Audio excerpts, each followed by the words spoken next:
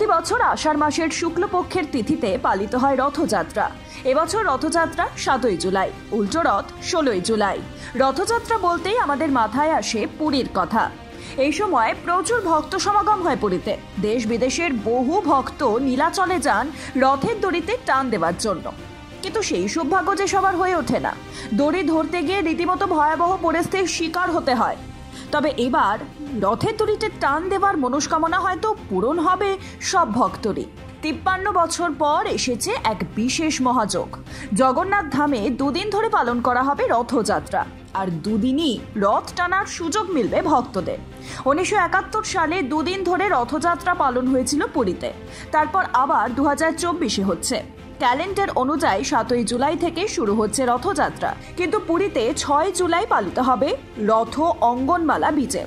অন্যদিকে 7ই জুলাই পালিত হবে নবযৌবন দর্শন, নেত্র উৎসব এবং রথযাত্রা। 8ই জুলাই গুন্ডিচা মন্দিরে নিয়ে যাওয়া হবে জগন্নাথ, বলরাম এবং সুভদ্রাকে।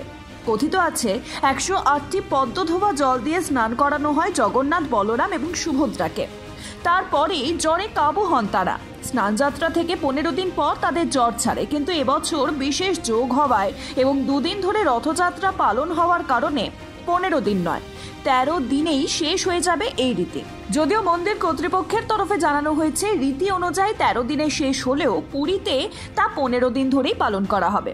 শুধুমাত্র 53 বছর পর দুদিন ধরে রথযাত্রায় পালিত হবে না। এবার একই দিনে পড়েছে নবযৌবন দর্শন, নেত্র উৎসব এবং রথযাত্রা। Bureau report, Ritam Bangla.